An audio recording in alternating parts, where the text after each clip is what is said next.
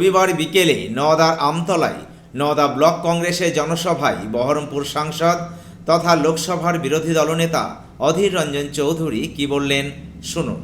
কম পয়সায় সুচিকিৎসা পেতে আজই আসুন Rupali nursing home and diagnostic centre, Sakua petrol পাম্পের পাশে, আমতলা, নওদা, মুর্শিদাবাদ। Mobile reception 9733888765। এখানে কলকাতার অভিজ্ঞতা সম্পন্ন ডাক্তারবাবু দ্বারা যত্ন সহকারে সমস্ত অপারেশন করা হয়। এমার্জেন্সি সিজারের সুব্যবস্থা আছে। এছাড়াও x-ray, ECG, pathology, medicine, smart card, Swasthya Sathi কার্ডে বিনা পয়সায় অপারেশন করা হয়। বিশেষ দ্রষ্টব্য দিবারাত্রি পরিষেবা দেওয়া হয়।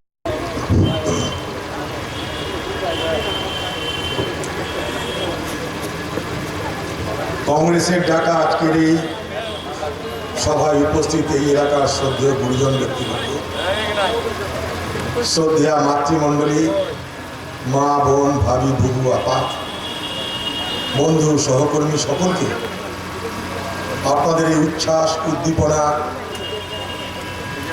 আপনাদের এই সহযোগিতার জন্য কংগ্রেসের মঞ্চ থেকে আন্তরিক অভিনন্দন এবং কৃতজ্ঞতা জানাচ্ছি। নওদার মানুষ আপনারা কখনো আমাদেরকে বিমুখ করেননি। অনেক বিভ্রান্তি, অনেক অপপ্রচার, অনেক সন্ত্রাস এই এলাকার মানুষকে দেখতে হয়েছে, সহ্য করতে হয়েছে। দুঃখ আমাদেরও হয়েছে। আপনারা যেমন মনে করেন যাদেরকে পেলে পুষে বড় করলাম, তারা এমন করলেও আমাদেরও মনে হয় যে যাদেরকে এত খাতির করলাম, কংগ্রেস যাদেরকে বড় করলো তারাই কংগ্রেসের পিছনে ছুরি মারলো, দুঃখ তো হয়। কিন্তু দুঃখ হওয়ার সঙ্গে সঙ্গে ভরসাও পাই যখন আপনাদের মতন হাজার হাজারে মানুষ কংগ্রেস দলকে রক্ষা করার জন্য, বাঁচানোর জন্য, কংগ্রেস দলের শক্তি বৃদ্ধি করবার জন্য সহযোগিতা করে। তাই বলতে চাই, ইয়ে कहकर दिल ने मेरी हौसला बढ़ाई, ये कहकर दिल ने मेरी हौसला बढ़ाई है।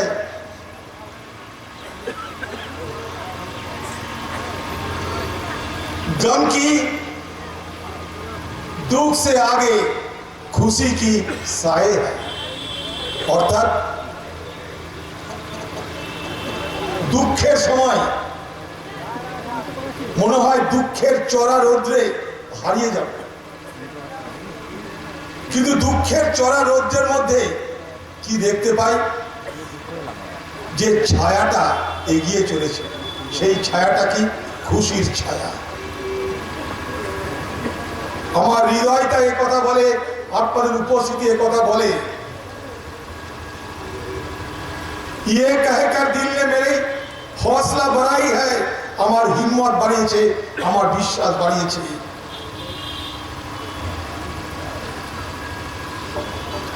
कि गम की धूप से आगे खुशी की साए है। তাই এলাকার মানুষ যতক্ষণ আপনারা আছেন ততক্ষণ আমরা কোন রাজনৈতিক বিরোধিতাকে পরোয়া করি না, আমরা এগিয়ে যাই। কারণ পিছনে আপনাদের আশীর্বাদ, আপনাদের দোয়া আমাদের সম্পদ। তৃণমূল বালাদের বলবো, অনেক হলো, চুরি হয়েছে, বাটপাড়ি হয়েছে, ছেঁচড়ামি হয়েছে, অনেক কিছু হয়েছে। এবার মানে মানে বাংলা থেকে বিদায় নেওয়ার রাস্তা মাপে। এই নওদাতে তৃণমূলেরা, এই নওদায় তৃণমূলের সভা হয়েছে, তৃণমূলের মিছিল হয়েছে, কিন্তু সেই তৃণমূলের মিছিলের সঙ্গে কংগ্রেসের মিছিলের ফারাকটা কেমন? আম আর আমরার মতো। যদি কংগ্রেসের মিছিল আম হয়, তৃণমূলের মিছিল আমরার মতো, এটাই ফারাক। কারণ আমাদের সঙ্গে মানুষ আছে। তাই সকাল দেখলে যেমন বোঝা যায় দিন কেমন যাবে, নওদার আজকের সভা বলছে নওদায় তৃণমূলের বিদায় ঘন্টা বাজবে। বেশি কথা বলবো না। এলাকার মানুষ কয়েকটা কথা আপনাদের বলার খুব প্রয়োজন। আজ পশ্চিমবঙ্গে খুব পরিকল্পিতভাবে আমাদের সমাজকে বিভাজন করার প্রচেষ্টা চলছে। এই বিভাজনের রাজনীতি বিজেপি করছে, এই বিভাজনের রাজনীতি মমতা ব্যানার্জি করছে। মানুষের কথা কেউ বলছে না। শিল্প নেই কেন, তার কোনো গল্প নেই। রুটি নেই কেন, রুজি নেই কেন, চাকরি নেই কেন, তার কোনো কাহানি নেই। বাজারে জিনিসপত্রের দাম আগুন হয়ে যাচ্ছে কেন, মানুষের ধরা ছোঁয়ার বাইরে চলে যাচ্ছে কেন, বাজারে গেলে মানুষের পকেট ফাঁকা হয়ে যাচ্ছে কেন, তা নিয়ে কোনো আলোচনা নেই। আমাদের ঘরের বিদ্যুতের বিল মাসের পর মাস বেড়ে যাচ্ছে কেন, তা নিয়ে কোনো আলোচনা নেই। জমি রেজিস্ট্রেশন করতে যাচ্ছেন, কয়েক গুণ বেশি করে টাকা দিতে হচ্ছে কেন, তা নিয়ে কোনো আলোচনা নেই। কেন বীজের দাম, সারের দাম দিনের পর দিন বেড়ে যাচ্ছে, তা নিয়ে আলোচনা নেই। কেন সেচের দর বেড়ে চলেছে, তা নিয়ে আলোচনা নেই। বাংলার কৃষক কেন ন্যায্য মূল্যে তাদের ফসল বিক্রি করতে পারছে না, তা নিয়ে কোনো আলোচনা নেই। আলোচনা কি? তুমি বড় হিন্দু না আমি বড় হিন্দু? এ বাংলায় হিন্দুত্বের রাজনীতির প্রতিযোগিতা চলছে। বড় সাবধান হয়ে যান বাংলার মানুষ। এই বিজেপি ভারতবর্ষকে ধর্মের নামে বিভাজন করছে, আমরা দেখতে পাচ্ছি। পাশাপাশি বিজেপি চাইছে যে হিন্দুদের পার্টির নাম হোক বিজেপি, আর মুসলমানরা একটা পার্টি খুঁজে নেই, তাহলে আমাদের রাজনীতি করতে সুবিধা হবে। ভারতবর্ষের 14 থেকে 15% মুসলমান, তাদের যদি একটা আলাদা পার্টি হয়ে যায়, তাহলে বিজেপির পোয়াবারও কারণ বাকি লোককে বলবে, আরে তোমাদের হিন্দুদের পার্টি তো করেই রেখেছি, বাকি কোনো পার্টি কাছে যাওয়ার দরকার নাই, আমাদের কাছে চলে এসে। তাই বাংলার মানুষ, মুর্শিদাবাদের মানুষ সতর্ক থাকবেন, বিচার বিবেচনা বুদ্ধি প্রয়োগ করবেন। হিন্দুদেরকে বলা হবে বিজেপির পক্ষ থেকে, আমরা নাগরিক আইন এনে দিলাম, এনআরসি করব, হিন্দু ভয় কিসের তোমাদের? বিজেপি পার্টির নেতা বলছে বাংলাদেশ থেকে উই পোকা ঢুকে গেছে, তাই বাংলা এবং ভারতবর্ষের 12টা বেজে গেছে, তাই আমরা এনআরসি নিয়ে আসছি। আসল কথাটা কেউ কাউকে বলছে না। 1952 সাল থেকে আসামে এনআরসির প্রক্রিয়া চলছে সুপ্রিম কোর্টের তত্ত্বাবধানে। তার পিছনে একটা আলাদা ইতিহাস আছে। স্বাধীনতার পর থেকে এনআরসির প্রক্রিয়া আসামে চলছে। সেটার সঙ্গে হিন্দু মুসলমানের সম্পর্ক নাই। আজ বিজেপি পার্টি সেটাকে হিন্দু মুসলমানের করে দিল। সুপ্রিম কোর্টের নির্দেশে এনআরসি 1952 সাল থেকে চলছে। বিজেপি পার্টি ভোটের সময় কি বলছে? এনআরসি নিয়ে আসবো। নরেন্দ্র মোদী কি বলছে? এনআরসি নিয়ে আসবো। বাংলাদেশিরা বিছানাপত্র সব বেঁধে না, কারণ বাংলাদেশে যেতে হবে। ইঙ্গিত কার দিকে? বাংলার মুসলমানদের দিকে। সবাই সবকিছু বলে। এই এনআরসি বিজেপি বলল ক্ষমতা এলে সারা ভারতবর্ষ জুড়ে চালু করে দেব। এই এনআরসি পরীক্ষিত হলো কোথায়? আসামে। আসামে এনআরসি পরীক্ষা করে কি দেখা গেল? 19 লক্ষ মানুষের তালিকা তৈরি হয়েছে, যাদেরকে বলা হচ্ছে তারা বহিরাগত। সেই 19 লক্ষের মধ্যে 14 লক্ষ হিন্দুর নাম। এখন বিজেপি বলছে আসামের এনআরসি ভুল হয়েছিল, আবার করে করা যাবে। ভোট হয়ে গেছে, মাথা ব্যথা নাই। এখানে ভোট আসছে, এসব তত্ত্ব আসবে। বলছে নাগরিক আইন এনে দিব, মুসলমান বাদ দিয়ে সবাইকে নাগরিকত্ব দেব। এ ভারতবর্ষ নরেন্দ্র মোদীর নয়, এ ভারতবর্ষ বিজেপির নয়, এ ভারতবর্ষ সকলের। এ ভারতবর্ষের নাগরিক হওয়ার নির্দিষ্ট আইন আছে। ভারতবর্ষের সংবিধানে কি করে নাগরিক হতে হবে তার ব্যাখ্যা আছে। কেউ ইচ্ছা মতো নাগরিক কাউকে করব আর কাউকে করবো না তা হতে পারে না, কারণ দেশে সংবিধান মোতাবেক দেশ চলে। এই নাগরিক আইন পার্লামেন্টের সংখ্যার জোরে বিজেপি পার্টি পাস করে নিল। আজ থেকে 1 বছরেরও বেশি সময় হয়ে গেল, আজও পর্যন্ত তার নিয়ম কানুন না হওয়ার কারণে তারা নাকি নাগরিক আইন চালু করতে পারছে না। নাগরিক আইনে শত ছিদ্র আছে, সেই শত ছিদ্র ঢাকার ক্ষমতা বিজেপির নাই। তাই 1 বছর আগে আইন পাস হয়ে গেলেও সেই আইনের কথা বিজেপি আর বলে না। নাগরিক হতে গেলে ভারতবর্ষের সংবিধান নিয়ম মেনে হতে হবে। আপনি এখানে জন্মেছেন, আপনি এখানে বড় হয়েছেন, আপনি এখানে কাজ করছেন, আপনার এখানে ভোটার কার্ড, আপনার এখানে রেশন কার্ড, আপনাকে কেউ বাইরে নাগরিক করতে পারবে? কিন্তু না, ভয়ের বাতাবরণ তৈরি করতে হবে, বিভ্রান্তির বাতাবরণ তৈরি করতে হবে, হিন্দুদের কাছে বিভ্রান্ত তৈরি করে বলতে হবে যারা তোমরা রিফিউজি সবাই নাগরিক, সবাই যাতে নাগরিক হও তার ব্যবস্থা করবে। আমি নিজে রিফিউজি, পার্লামেন্টে দাঁড়িয়ে বলেছিলাম আমি, আরে নরেন্দ্র মোদী, অমিত শাহজি, আমি বাংলাদেশি, আপনাদেরকে পার্লামেন্টে দাঁড়িয়ে ঘোষণা করলাম আপনাদের বাপের ক্ষমতা থাকলে আমাকে এদেশ থেকে তাড়িয়ে দিন। আমাকে ভয় দেখালো কাকে ভয় দেখাচ্ছেন আপনারা? ভোট আসবে, নাগরিক আইনের কথা আসবে। হিন্দুদেরকে বলে রাখি, বিজেপির যে নাগরিক আইন, সেই আইন মেনে চলতে গেলে আপনাকে আগে প্রমাণ করতে হবে আপনি বাংলাদেশ থেকে ধর্মীয় অত্যাচারের কারণে এসেছেন। যদি আপনার রেশন কার্ড থাকে, যদি আপনার আইডেন্টিটি কার্ড থাকে, যদি আপনার প্যান কার্ড থাকে, যদি আপনার কোন রকমের পরিচয়পত্র থাকে, সব কিছুকে আগে জমা দিতে হবে। জমা দিয়ে বলতে হবে আমি বাংলাদেশ থেকে এসেছি, ধর্মীয় অত্যাচারের কারণে আমি নাগরিক হতে চাই। আপনি কি চাইবেন তা?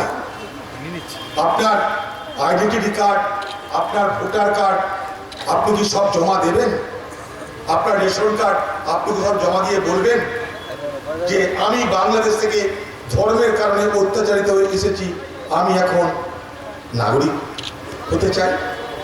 আপনার আধার কার্ড জমা দিতে হবে, আপনার রেশন কার্ড জমা দিতে হবে, তারপর আপনাকে দরখাস্ত করতে হবে, আপনাকে প্রমাণ করতে হবে 2014 সালের 31শে ডিসেম্বরের আগে আপনি ভারতবর্ষে এসেছেন বাইরে থেকে ধর্মীয় অত্যাচারের কারণে, তারপর আপনি নাগরিকত্বর সার্টিফিকেট পাবেন। নওদায় কি এমন কোনো মানুষ আছেন যে এইভাবে কেউ নাগরিকত্ব পেতে চান?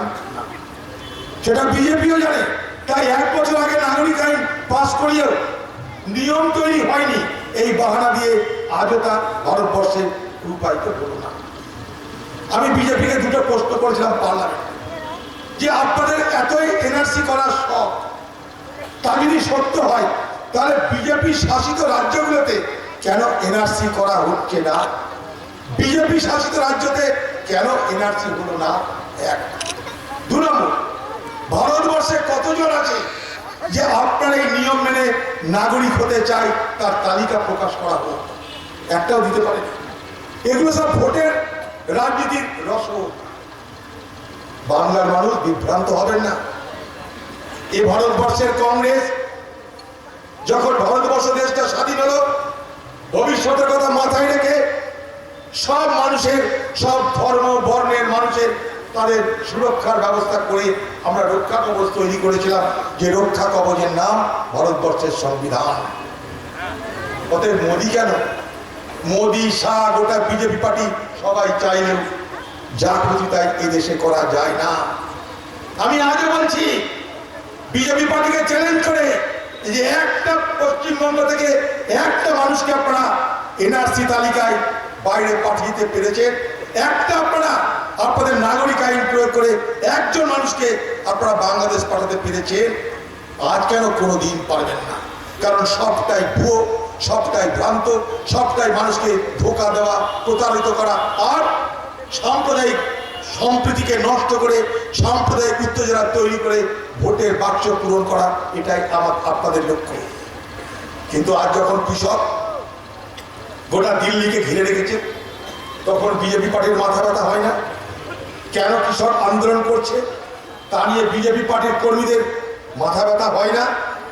60-এর দশকে ইন্দিরা গান্ধী সর্বপ্রথম সিদ্ধান্ত নিলেন ভারতবর্ষকে আমরা খাদ্যে স্বয়ংসম্পূর্ণ করব। মেক্সিকো থেকে বীজ নিয়ে এলেন, উচ্চ ফলনশীল বীজ, মাঠে মাঠে সবুজ বিপ্লব শুরু হলো। আমরা যখন স্বাধীন হয়েছিলাম, ভারতবর্ষের মানুষের প্রয়োজন অনুযায়ী খাদ্যদ্রব্য উৎপাদন করতে পারতাম না। তখন আমরা খাদ্য উৎপাদন করতাম 5,30,00,000 টন। আজ ইন্দিরা গান্ধীর দৌলতে যে সবুজ বিপ্লব শুরু হলো, তার বিনিময়ে আজকে আমাদের দেশে খাদ্য উৎপাদন হয় প্রায় 30 কোটি মেট্রিক টন। আজ আমরা খাদ্য স্বাধীন। ইন্দিরা গান্ধী বললেন ভারতবর্ষের গরিব মানুষকে সস্তায় রেশন ব্যবস্থার মধ্য দিয়ে চাল, গম, চিনি দিতে হবে। এই যে রেশন ব্যবস্থা, এই যে গণবন্টন ব্যবস্থা, এই গণবন্টন ব্যবস্থা সৃষ্টি করলো কে ভারতবর্ষে? তার নাম ইন্দিরা গান্ধী। আজকে বিজেপি পার্টি কি বলছে? বিজেপি পার্টি বলছে এতদিন কৃষকদের যে সুবিধা ছিল সেগুলো বন্ধ করে দাও। এতদিন কৃষকদের কি সুবিধা ছিল? যেখানে যেখানে সবুজ বিপ্লব হয়েছে, পাঞ্জাব, হরিয়ানা, পশ্চিম উত্তরপ্রদেশ, যেখানে যেখানে সবুজ বিপ্লবের চূড়ান্ত পর্যায়ে পৌঁছে গেছে, সেখানকার ফসল সরকার খরিদ করে নেয়। কৃষককে বলে দেয় তোমার ফসলের এত দাম দেব। এবছর ধানের দাম বলে দিয়েছে 1868 টাকা কুইন্টাল। কৃষক সেই ধান কোথায় বেচবে? মান্ডিতে বেচবে। কে কিনবে সেই ধান? সরকার কিনবে। কি করবে কিনে? রেশন ব্যবস্থার মধ্য দিয়ে আপনাদের কাছে, গরিব মানুষের কাছে সস্তায় পৌঁছে দেবে। আজকে যে খাদ্য সুরক্ষা আইন, 2 টাকা 3 টাকা কিলো চাল, গম, তাতে ভারতবর্ষের 82 কোটি মানুষ সস্তায় খাবার পায়। কি করে পায়? সরকার ধান, গম খরিদ করে নেয়, তাই পায়। খরিদ করে বলে কৃষক বিক্রি করতে আসে। কৃষক ন্যায্য দাম পায় বলেই কৃষক ধান, গম উৎপাদন করে। এই যে ব্যবস্থাটা এটা করেছিল ইন্দিরা গান্ধী, সেটাকে তুলে দিতে চাইছে এই সরকার। কেন সব আন্দোলন করছে? আমরা সেই আন্দোলনকে সমর্থন করছি। কারণ আজ ভারতবর্ষের খাদ্য সুরক্ষা যদি না থাকে, তাহলে আমি আপনি যাব কোথায়? ভারতবর্ষের খাদ্য সুরক্ষা দিচ্ছে কে? আমাদের মাঠের কৃষকরা, ভারতবর্ষের কৃষকরা। একটা জিনিস লক্ষ্য করবেন, প্রতি বছর একটা স্বাধীন সংস্থা আছে, ইন্দিরা গান্ধী তৈরি করে দিয়েছিল, যে সংস্থা ঠিক করে দেয় এবছর ধানের কুইন্টাল কত হবে।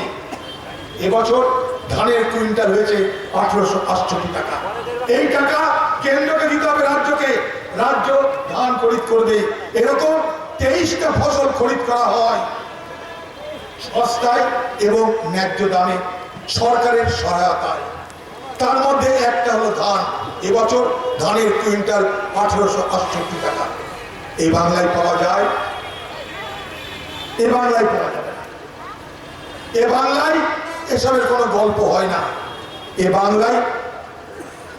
বাংলায় সকাল থেকে সন্ধ্যে পর্যন্ত কোথায় ধর্ষণ হলো, কে কাকে মারলো, কে কোথায় কি বললো, এছাড়া মানুষের সাথে কোনো আলোচনা নাই।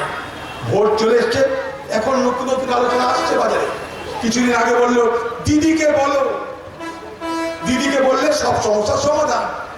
তো আমি এখানকার মানুষকে জিজ্ঞেস করতে চাই, কতজনের সঙ্গে দিদির কথা হলো? এখানকার লোকে কটা সমস্যার সমাধান হলো? দিদি তো বলে দিল দিদিকে বলো। দিদি বলছে দিদিকে বলো, সঙ্গে সঙ্গে দিদি আবার পিঠে বাঁধছে কুলো আর কানে দিচ্ছে তুলো, বলছে দিদিকে বলো। কারণ কোনো কর্তা হয়েছে বলে কেউ কোনো সমস্যা সমাধান করতে পেরেছেন না। এখন কি বলছে? চলো দুয়ারে দুয়ারে চলো। এতদিন কেন দুয়ারে আসেননি? এতদিন দুয়ারে আসতে কে মানা করেছিল আপনাকে? এতদিন মানুষের অভাব ছিল না? আজ ভোট আপনার মনে পড়েছে মানুষের কথা, তাই বলছেন দুয়ারে দুয়ারে যাব। বাংলাকে জমের দুয়ারে পাঠিয়ে দিয়ে এখন আপনি আমাদের দুয়ারে দুয়ারে এসে কি করবেন? দিদি ভাই, হাজার হাজার লাখ লাখ পরিযায়ী শ্রমিক লকডাউনের পর যারা বিপদে পড়লো, না খাওয়া, না আশ্রয়, না পয়সা, না যাতায়াত, সব কিছু যখন স্তব্ধ হয়ে গেল ভারতবর্ষ জুড়ে, নরেন্দ্র মোদীর তুগলকি ফরমানে 4 ঘন্টার নোটিশে সব ভারতবর্ষ বন্ধ হঠাৎ করে। লোকে খাবে কি, যাবে কোথায়, শোবে কোথায়, থাকবে কোথায়, কোনো ঠিক ঠিকানা নাই। সেই সময় আমি দেখেছি মুর্শিদাবাদের হাজারে হাজারে পরিযায়ী শ্রমিক, তাদের সঙ্গে আমার যোগাযোগ হয়েছে, কথা হয়েছে, তাদের কাছে খাদ্য পাঠানোর ব্যবস্থা করতে পেরেছি, তাদের দুর্দশার কথা জানতে পেরেছি। সকাল থেকে রাত পর্যন্ত শুধু ফোনের পর ফোন আসতো আমার কাছে, আমি সাক্ষী। ট্রেনের ব্যবস্থা করা হলো, ট্রেনের ব্যবস্থা করে তাদেরকে যখন পাঠানোর ব্যবস্থা করা হচ্ছে, তখন বাংলার মুখ্যমন্ত্রী কি বলছে, করোনা এক্সপ্রেস আমি বাংলায় নিতে চাই না। আমার ঘরের ছেলে মেয়েরা, আমার ঘরের ভাইরা রুটি নাই, রুজি নাই, কাজ নাই, কাম নাই, তাই তারা দেশ ছেড়ে, গা ছেড়ে, গন ছেড়ে, বউ বিটি বাচ্চা ছেড়ে তারা বাইরে গেছে কাজ করতে। সেই কাজের টাকায় যা লাভ হয়, সেই লাভের টাকা তো দেশে পাঠায়। তারা তো আমাদেরকে সাহায্য করছে, আমরা কাজ দিতে পারিনি, তাই তারা বিদেশে গেছে। বিদেশে গিয়ে যারা বসে নাই, তারা নিজেরা রোজগার করছে, বাড়ির জন্য টাকা পাঠাচ্ছে। সেই বাড়ির টাকা তারা এখানে বাজারে খরচ করছে, আমার আপনার লাভ হচ্ছে তাদের রোজগার করা টাকায়। সেই করোনা সময় যখন তাদের দিকে সাহায্যের হাত বাড়ানো দরকার, তখন বাংলার মুখ্যমন্ত্রী কি বলল, পরিযায়ী শ্রমিকদের বলল, পরিযায়ী শ্রমিকরা বাইরে থেকে আমার রাজ্যে এসে গেলে আমার রাজ্যে করোনা ছড়াছড়ি হয়ে যাবে, আমি ভাই ঢুকতে দিব না, তাই তাই করোনা এক্সপ্রেস আমি নিব না। সেই সময়টা দুরবস্থার কথা জানেন বন্ধুরা, বাইরে পড়ে আছে পরিযায়ী শ্রমিকরা, ঘরে তাদের বউদের কাছে বলছে সোনার হার বন্ধক দাও, জমি বন্ধক দাও, গরু ছাগল বেচে আমাকে টাকা পাঠাও, আমরা ট্রাক ভাড়া করে, বাস ভাড়া করে যাব। ভাবতে পারেন, গেল রোজগার করতে, ও রোজগার তো মাঠে মারা গেল, ঘরে যা ছিল সেগুলোকে বেচে তাদেরকে বাড়ি ফিরতে হলো। এটাই বাংলার মুখ্যমন্ত্রী, বাংলার পরিযায়ী শ্রমিকদের অবদান। কংগ্রেসের আক্রমণে, কংগ্রেসের প্রতিবাদে কেন্দ্রের সরকার বাধ্য হলো একটা প্রকল্প চালু করতে, প্রধানমন্ত্রী গরিব রোজগার যোজনা 50,000 কোটি টাকা বরাদ্দ করলো। সিদ্ধান্ত নেওয়া হলো ভারতবর্ষের 6টা রাজ্যে, ভারতবর্ষের 6টা রাজ্যে যে যে জেলায় 25,000-এর বেশি পরিযায়ী শ্রমিক আছে, সেখানে সেখানে তাদেরকে কাজ দেওয়া হবে, অর্থ দেওয়া হবে, সহযোগিতা করা হবে। 50,000 কোটি টাকা 6টা রাজ্যের জন্য বরাদ্দ হলো, 116টা জেলা চিহ্নিত হলো। দুর্ভাগ্যের কথা, বাংলার কোনো জেলার নাম নেই, মুর্শিদাবাদের নাম নেই, কারণ পশ্চিমবঙ্গ সরকার বলল আমার রাজ্যে কোনো পরিযায়ী শ্রমিক নেই। অথচ বলে দেওয়া হলো 25,000 সংখ্যা হলেই সেখানে তাদের রুটি রোজগারের জন্য 50,000 কোটি টাকার ভাগ পাওয়া যাবে। ভাগ পেল কারা? ঝাড়খণ্ড পেল, বিহার পেল, উড়িষ্যা পেল, উত্তরপ্রদেশ পেল, ছত্তিশগড় পেল, আমার রাজ্য পেল না, কারণ আমার রাজ্যের মুখ্যমন্ত্রী বলে দিল বাংলায় কোনো পরিযায়ী শ্রমিক নেই। তাই এলাকার মানুষ আমাদের কোর্টে যেতে হচ্ছে, কোর্ট অর্ডার দিয়েছে খুঁজে বার করো পরিযায়ী শ্রমিকদের। এই হচ্ছে বাংলার সরকার।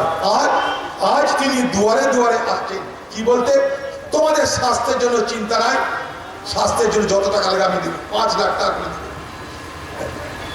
দিদি ভাই একটা কথা বলি আপনাকে, স্বাস্থ্যের জন্য টাকা তো দেবেন, কিন্তু চিকিৎসা করবে কে? চিকিৎসা করতে ডাক্তার লাগে, হাসপাতালে ডাক্তার পাওয়া যায়। চিকিৎসা করতে নার্স লাগে, হাসপাতালে নার্স পাওয়া যায়। এখানকার হাসপাতালের হাল কি আপনার থেকে বেশি জানেন? এখানকার প্রাইমারি হেলথ সেন্টারের হাল কি আপনার থেকে বেশি করে জানে? আজকে পশ্চিমবঙ্গের কোনো মানুষের যদি কোনো দুরারোগ্য রোগ হয়, তাকে কোথায় যেতে হয়? ব্যাঙ্গালোর যেতে হয়, ম্যাড্রাস যেতে হয়। কেন? এখানে চিকিৎসা নাই বলে। এখানে কোথায় কোথায় গ্রামের চিকিৎসক পাঠাবে আপনাকে বহরমপুরের হাসপাতালে, বহরমপুরের চিকিৎসক পাঠাবে আপনাকে কলকাতার হাসপাতালে। এই তো আমাদের অবস্থা। এখানে চিকিৎসা আছে, আপনি সেই চিকিৎসার পরিকাঠামোটা তৈরি করুন না। মানুষ এখানে পয়সা দিয়ে চিকিৎসা করতে চাই, যদি আপনার পরিকাঠামো থাকে, আপনার গ্রামে চিকিৎসার কোনো ব্যবস্থা আছে। আপনি আমাদেরকে পয়সা দেওয়ার আগে আপনি ডাক্তার নিয়োগ করুন, নার্স নিয়োগ করুন, আপনি হাসপাতাল বানান, যন্ত্রপাতি কিনুন, তবে না চিকিৎসা হবে। কিছুই নাই। ভোটের আগে চলো কার্ড দিচ্ছি আমরা, এই কার্ড রেখে দাও, তোমাদের চিকিৎসার টাকা পাওয়া যাবে। বড় অদ্ভুত কথা। আজকে আমাদের দেশের, আমাদের রাজ্যের আর্থিক অবস্থাটা কেমন? আজকে আমাদের রাজ্যের আর্থিক অবস্থাটা কি? পশ্চিমবঙ্গে আজকে দিনে আমার আপনার মাথার উপরে ধারের বোঝার পরিমাণ কত? 4,20,000 কোটি টাকা।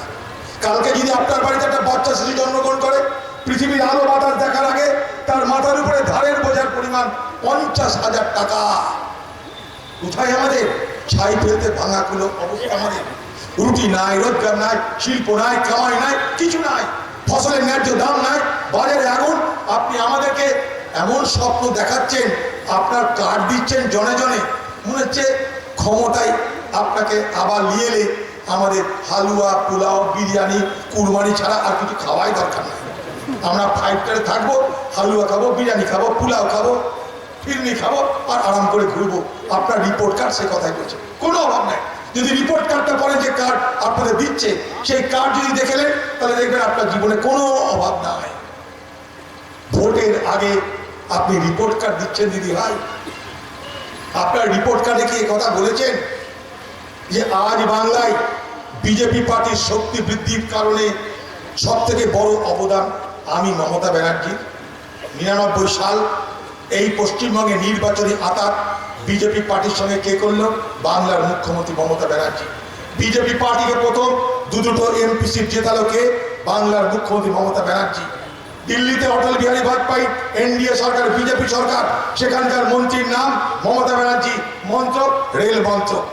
বিজেপি পার্টির আবার আরেকটা দপ্তর, তার নাম রেল কয়লা মন্ত্রক, তার মন্ত্রীকে মমতা ব্যানার্জি। বিজেপির আমলে একের পর এক আপনি তো ক্ষমতা ভোগ করলেন। নরেন্দ্র মোদী গোদ্রায় দাঙ্গার ঘটনায় জড়িত হলো, নরেন্দ্র মোদী মুখ্যমন্ত্রী হলো, আপনি লাল গোলাপ ফুল পাঠিয়ে তাকে অভিনন্দন জানালেন। আপনি না বলেছিলেন বিজেপি পার্টি অস্পৃশ্য নয়, বিজেপি পার্টি অচ্ছুত নয়? আপনি না বলেছিলেন আরএসএস দেশপ্রেমী শক্তি? আপনি বলেননি, আপনি বলেননি। আর আজ আপনার দৌলতে বিজেপি পার্টি এই বাংলায় প্রবেশ করতে পারলো। কোন মুসলমান বলেনি আপনাকে ইমাম ভাতা চাই, মুয়াজ্জিন ভাতা চাই? কোন মুসলমান বলেনি। আপনি খামোখা চেয়েছে মুসলমানদেরকে বলছেন ইমাম ভাতা লাও, মুয়াজ্জিন ভাতা লাও। আমি মুসলমানের ত্রাণ করছি। আরে মুসলমান সামাজিক অধিকার চাই, রাজনৈতিক অধিকার চাই, অর্থনৈতিক অধিকার চাই। আপনার আমলে পশ্চিমবঙ্গে মুসলমানের সরকারি চাকরির তালিকায় কি স্থানে আছে বলতে পারবেন? 1977 সাল পশ্চিমবঙ্গে কংগ্রেস ক্ষমতায়, সরকারি দপ্তরে যত কর্মচারী 9% মুসলমান। আজ সরকারি দপ্তরে যত কর্মচারী 1.45% মুসলমান, মাত্র 1.5% মুসলমানের স্থান নাই। আপনি বড় বড় কথা বলছেন। কংগ্রেস আমলে আব্দুল সত্তার, জয়নাল আবেদিন পুলিশ মন্ত্রী, গনি খান চৌধুরী বিদ্যুৎ মন্ত্রী করেছেন। একজন কাউকে সম্মান দিয়েছেন? শিডিউল কাস্ট, শিডিউল ট্রাইব কাউকে অধিকার দিয়েছেন? না। সারা কলকাতার মধ্যে যত মন্ত্রী, কলকাতার 5 কিলোমিটার মধ্যে পশ্চিমবঙ্গের সব মন্ত্রী। আপনি ভোটের আগে এখন আমাদেরকে বাহানা শেখাচ্ছেন। এই পশ্চিমবঙ্গের মুখ্যমন্ত্রী, আপনি এই সমাজে বিভাজন করালেন। বিজেপি প্রচার করতে আরম্ভ করলো, দেখো দেখো মুসলমানদের ইমাম ভাতা দিচ্ছে, মুসলমানদের খাতির করছে। হিন্দু তোমাদের কি হবে? তোমাদের তো দেখছে না কেউ, আমরা তোমাদের দেখব, আমরা তোমাদের আছি। কোন মুসলমান বলেনি যে মহরমের সময় তোমরা দুর্গা ঠাকুর বিসর্জন করতে দিও না, কোন মুসলমান বলেনি। এই খামোখা নিজে নিজে বললো মহরমে আমি পূজা বিসর্জন বন্ধ করে দেবো। বিজেপি হিন্দুদেরকে বলার সুযোগ পেয়ে গেল। কি দেখছো এখানে দুর্গা পুজোতে মহরম হওয়ার কারণে দুর্গা প্রতিমার ভাসান হয় না? সমাজটাকে বিভাজন করছে কে? সুযোগ করে দিচ্ছে বিজেপিকে কে? আজকে ভারত পশ্চিমবঙ্গে কেন সারা ভারতবর্ষে ওয়াকফ প্রপার্টি, তার দৌলতে মুসলমান সমাজে রাখ টাকার ব্যবস্থা আছে। পশ্চিমবঙ্গে হাজার হাজার কোটি টাকার ওয়াকফ সম্পত্তি, সেগুলো লুট হয়ে যাচ্ছে। পশ্চিমবঙ্গে যে ওয়াকফ সম্পত্তি আছে, বিশেষজ্ঞরা বলছে ঠিক মতো সেগুলোকে ব্যবহার করলে ওয়াকফ বোর্ডের 10 থেকে 12,000 কোটি টাকা রোজগার বছরই, সেগুলো হচ্ছে না। মুসলমান মিসকিন মমতা ব্যানার্জির ধারণায়। তাই ইমাম ভাতা দাও, মুয়াজ্জিন ভাতা দাও, খাতির করো, ভোট নাও। এবার যখন হিন্দু বিদ্বেষ আরম্ভ করেছে, বিজেপি যখন হিন্দুদেরকে উস্কাচ্ছে, তখন বলছে না না না, আমি শুধু মুসলমানের জন্য নয়, আমি হিন্দুদের জন্য আছি, এলাও পুরোহিত ভাতা নিয়ে এলাও, তোমরা শান্ত থাকো। এখন দিদি কি করছে? দুর্গা পুজো 50,000 টাকা করে চাঁদা মণ্ডপে মণ্ডপে। কিসের জন্য? দুর্গা পূজাতে 50,000 টাকা কিসের জন্য? এখানে মহরম আছে, কুরবানি আছে, ঈদ আছে, সেখানে টাকা দেওয়া দরকার। তা তো তুমি দিচ্ছ না। তুমি হিন্দুদেরকে বোঝাচ্ছ, দেখো আমি বিজেপির থেকে বড় হিন্দু, তাই তোমাদের পুজোতে আমি টাকা দিলাম। তুমি মুসলমানদের বলছো করোনা এসে গেছে, বকরিতে কেউ ভিড় করো না, ঈদে কেউ ভিড় করো না, ঈদগাহে নামাজ পড়ো না, কিন্তু হিন্দুদেরকে বলছো তোমরা ভালো করে পুজো করো, ভালো করে মাইক বাজাও, ডিজে বাজাও। সমাজকে বিভাজন করছে কে? কে সমাজকে বিভাজন করছে বলুন? তাই আজ হিন্দুত্বের প্রতিযোগিতা চলছে। মমতা ব্যানার্জি বড় হিন্দু না বিজেপি বড় হিন্দু, তাদের মধ্যে প্রতিযোগিতা চলছে। আমরা মানুষের কথা বলতে এসেছি, আজ থেকে নয়, যুগ যুগ ধরে আমরা মানুষেরই কথা বলি। আমরা ভারতবর্ষকে সকলের ভারতবর্ষ, ধর্মনিরপেক্ষ ভারতবর্ষ, গণতান্ত্রিক ভারতবর্ষ বানানোর স্বপ্ন নিয়ে রাজনীতি করি। তাই এলাকার মানুষ কংগ্রেসের পাশে থাকুন। আজ দেশের বড় দুর্যোগ, দেশের বড় দুর্যোগে কংগ্রেসের পাশে থাকুন আপনারা, এটা আমি আপনাদের কাছে দাবি অনুরোধ করতে এসেছি। বাংলার মানুষ দেখতে পাচ্ছেন তো মিথ্যা প্রচার, অপপ্রচার কত রকমের হয়। গত নির্বাচনে কি বললো আপনাদেরকে? অধীর চৌধুরী বিজেপি হয়ে গেল, অধীর চৌধুরী আরএসএস হয়ে গেল, অধীর চৌধুরী বিজেপির মন্ত্রী হবে। কত না কথা বললো আপনাদের, কত না কথা বললো আপনাদের। কি না ভোট দরকার। আমি কিন্তু যেখানে ছিলাম সেখানে থেকে গেলাম। যারা আমাকে বিজেপি বানাতে গেল এখন তারাই বিজেপি ঘরে লাইন লাগিয়ে বসে আছে। দেখুন, আর তৃণমূল পার্টি খণ্ড বিখণ্ড হয়ে যাচ্ছে। প্রতিদিন তৃণমূল খণ্ড বিখণ্ড হচ্ছে। বাংলার মুখ্যমন্ত্রী দুবেলা দাঁত খিচিয়ে বিজেপির বিরুদ্ধে লড়াই করার গল্প করছেন, কারণ আপনার বুঝতে পারছেন আপনার দিন শেষ। এই পশ্চিমবঙ্গে আগামী দিনে কংগ্রেস এবং বামের যে জোট, নির্বাচনী জোট, সেই জোটকে বাংলার মানুষ সমর্থন করবে আমি স্থির বিশ্বাস করি। কারণ এই বাংলায় স্বাধীনতার পর থেকে কখনো কোনো সাম্প্রদায়িক শক্তি, কোনো জাতপাতের শক্তিকে মাথা চাড়া দিতে দেয়নি বাংলার মানুষ। আজকে তাকিয়ে দেখুন, বিজেপি সরকারের কাছে বিজেপি এমপি দাবি করছে জনগণ মন অধিনায়ক, যেটা আমাদের জাতীয় সঙ্গীত, সেই জাতীয় সঙ্গীতকে মুছে দাও, জাতীয় সঙ্গীতকে বাতিল করে দাও। বিজেপি পার্টির এমপির দাবি কোথায় চলেছে ভারতবর্ষ বোঝার চেষ্টা করি। এদেশ বিজেপি বলছে শুধু হিন্দুদের দেশ হবে, এদেশ কংগ্রেস বলছে সকলের দেশ হবে। তাই কংগ্রেস লড়বে, আপনাদের সহযোগিতা আশীর্বাদ আমাদের সঙ্গে থাকুক, এই আবেদন আপনাদের করছি।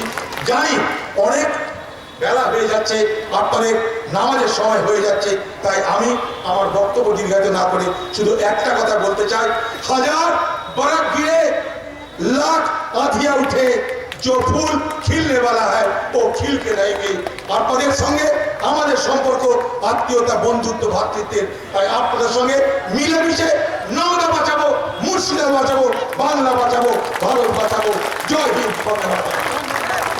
বিদ্যাসাগর বিদ্যানিকেতন একটি আদর্শ শিশু শিক্ষা প্রতিষ্ঠান, বাগাছাড়া পার হাউসের নিকট, আমতলা, নওদা, মুর্শিদাবাদ। 2021 শিক্ষাবর্ষে প্রি নার্সারি থেকে চতুর্থ শ্রেণী পর্যন্ত ভর্তির জন্য যোগাযোগ করুন 7432035400 অথবা 9732977930 এই নম্বরে।